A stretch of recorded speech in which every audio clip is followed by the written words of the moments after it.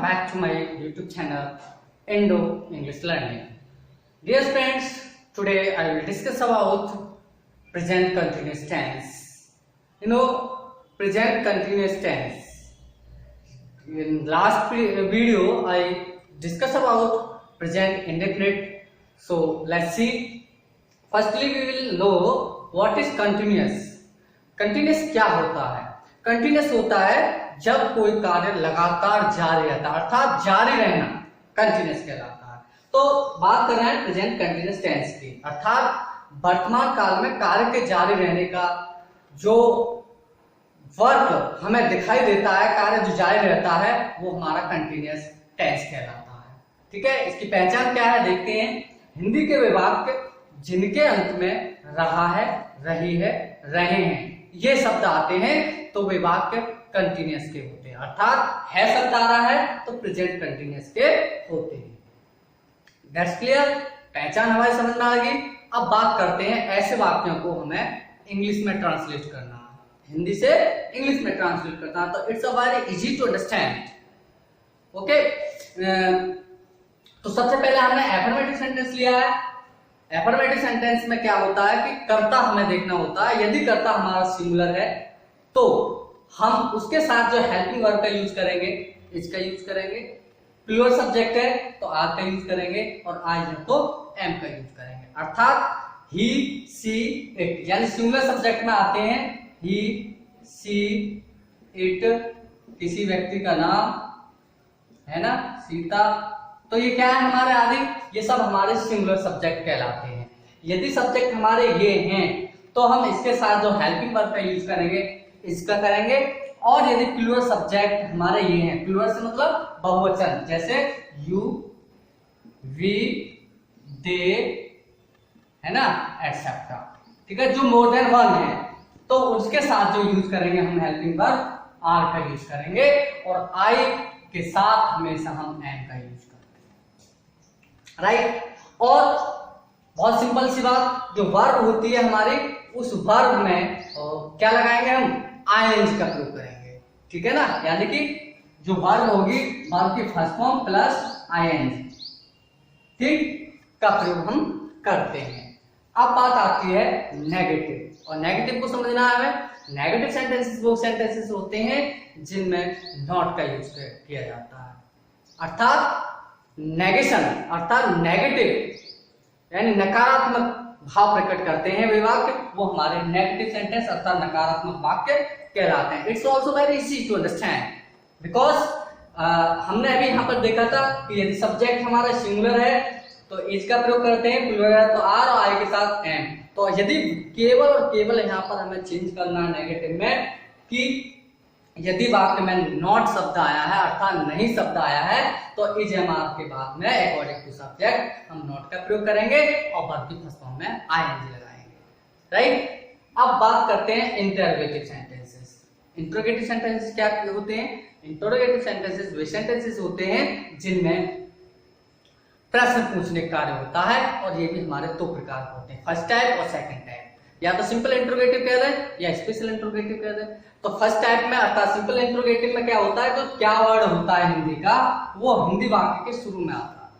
तो जब वाक्य के शुरू में आता है तो उसके साथ जो क्या की अंग्रेजी होती है वर्ड, इसका प्रयोग हम नहीं करते हैं, बल्कि according to subject, according to subject noun के अकॉर्डिंग हम या तो इज का यूज करेंगे, एम का, या फिर आर का यूज करते हैं। इन तीनों में से कोई भी, यदि सब्जेक्ट सिंगुलर का है तो इज का प्रयोग करेंगे क्या के लिए, प्लूरल है तो आर का यूज करेंगे क्या के लिए, और आई है तो एम का यूज करेंगे, और वाक्य के अंत में हम मार्क ऑफ इंट्रोगेशन अर्थात प्रश्नवाचक चिन्ह जरूर अवश्य लगाते हैं। अब सेकंड टाइप होते हैं, सेकंड टाइप वे वाक्य होते हैं जिनके बीच में क्वेश्चन वर्ड आते हैं। अब क्वेश्चन वर्ड कौन से, जैसे हिंदी में बात करें कब, कौन, कहां, कैसे, क्या, एटसेट्रा, वेयर। ठीक है, इंग्लिश में बात करें जैसे वेयर, है ना, where, why, when, what, how, बहुत सारे हैं, ये सारे क्वेश्चन वर्ड हैं, अर्थात इनके हिंदी वर्ड वाक्य के बीच में आते हैं। तो उन वाक्यों को जब हिंदी से इंग्लिश में ट्रांसलेट करते हैं तो इन वर्डों की अंग्रेजी हम उठाकर पहले लिख देते हैं, राइट। और वाक्य रूल्स हमारे एज इट अप्लाई रहते हैं। तो एक फॉर्मूले के रूप में मैं यहाँ पर आप समझने का प्रयास करना, मैं समझा रहा हूँ यहाँ। यानी सबसे पहले सब्जेक्ट लिखेंगे, फिर सब्जेक्ट के अकॉर्डिंग इज, एम या फिर आर का प्रयोग करेंगे, वर्ब के फर्स्ट फॉर्म का प्रयोग करेंगे और वर्ब के फर्स्ट फॉर्म में आईएनजी लगाना है हमें। इसमें हमें ये नहीं देखना है कि सब्जेक्ट सिंगुलर है, प्लूरल है, आई है, क्या है। वर्ब में हमें आईएनजी का प्रयोग करना ही है और इसके बाद में हम ऑब्जेक्ट का प्रयोग करेंगे। ये तो एफर्मेटिव की बात हुई। बाय द वे, वाक्य हमारा नेगेटिव है तो नेगेटिव में हमें केवल क्या करना है, इज एम आर के बाद तुरंत नॉट का प्रयोग कर देना, right.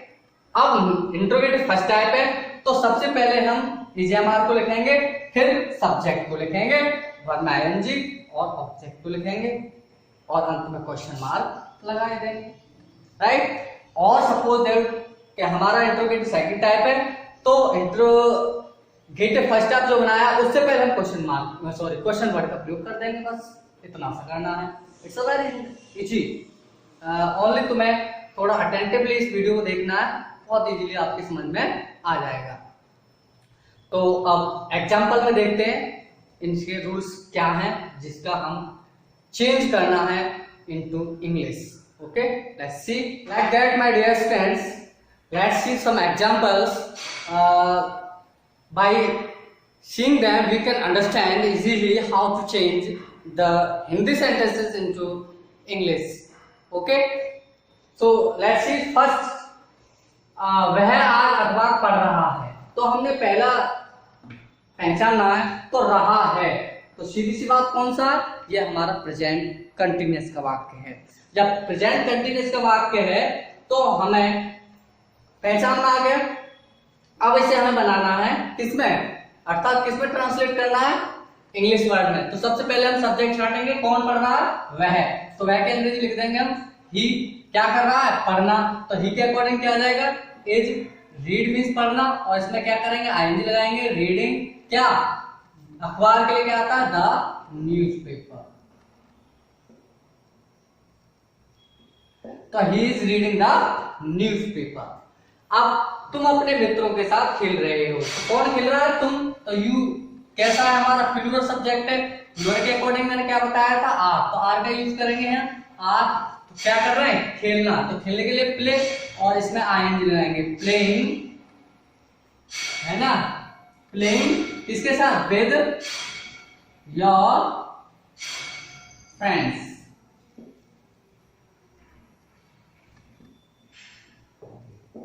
You are playing with your friends। उसी प्रकार से वे अब पत्र नहीं पढ़ रहे हैं, कौन नहीं पढ़ रहे हैं, वे। तो वे क्या है, हमारा सब्जेक्ट दे होता है। अब क्या लगाएंगे, आर, तो आर का प्रयोग कर देंगे, आर नॉट, क्या नहीं कर रहे हैं, रीड, तो रीडिंग, आईएनजी लगा देंगे, रीडिंग अ लेटर। ठीक है, दे आर नॉट रीडिंग, क्योंकि नेगेटिव है, हमने इसलिए नॉट का प्रयोग यहाँ पर कर दिया है। देखते हैं, मेरा भाई कार्य नहीं कर रहा है, तो किसका भाई, मेरा भाई, तो माय ब्रदर। सिंगुलर सब्जेक्ट है इसलिए किसका यूज करेंगे यहाँ पर, इज नॉट, क्योंकि नॉट शब्द आया, not doing the work, do means करना और इसमें आईएनजी का प्रयोग करेंगे, डूइंग द वर्क, राइट। अब नेक्स्ट देखते हैं, क्या उसका भाई, क्या वर्ड शुरू में आ गया, तो क्या के अंग्रेजी यहाँ पर व्हाट का प्रयोग हम नहीं करेंगे, बल्कि किसका प्रयोग करेंगे, उसके भाई के अनुसार हेल्पिंग वर्ब इज हम मान लेंगे। तो क्या आएगा, इज, उसका भाई तो हिज ब्रदर, है ना, making a noise.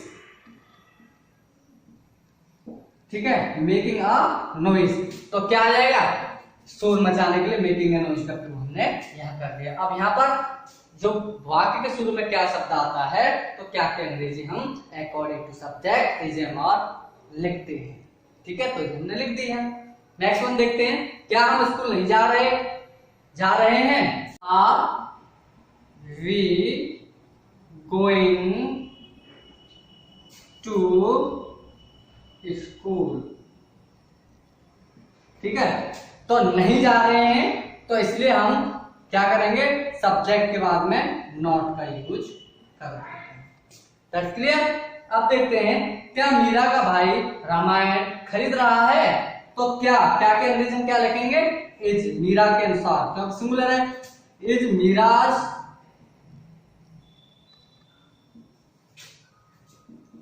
Brother buying the Ramayan.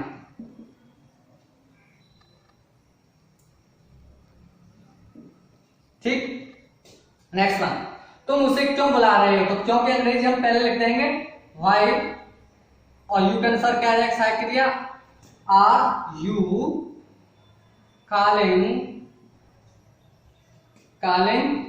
Him, या तो हिम लिख दें या हर लिख दें, दोनों हमारे सही है, क्योंकि जेंडर का यहाँ पर पता नहीं है कौन सा है। अब लास्ट देखते हैं, मैं तुम्हारे साथ कहां जा रहा, तो क्या कहां के अंग्रेजी पहले लिख देंगे वेयर, सिंगुलर है वह, तो इसलिए इज ही गोइंग तुम्हारे साथ, तो विद यू। ठीक, तो लाइक दैट हम इस प्रकार से इन सेंटेंसेस को हिंदी से इंग्लिश में ट्रांसलेट कर देते हैं। ट्रांसलेशन कोई बहुत बड़ी चीज नहीं है, बस जरूरत है थोड़ा सा ध्यान लगाने की। सब्जेक्ट, वर्ब, हेल्पिंग वर्ब और ऑब्जेक्ट को समझने के लिए। ठीक है, तो उम्मीद करता हूँ डियर स्टूडेंट्स आपकी ये वीडियो पसंद आई होगी, समझ में आई होगी, कंसेप्ट क्लियर हुआ होगा, और नहीं हुआ है तो आप एक बार रिपीट करके देख लें, आपका कंसेप्ट सारा क्लियर हो जाएगा।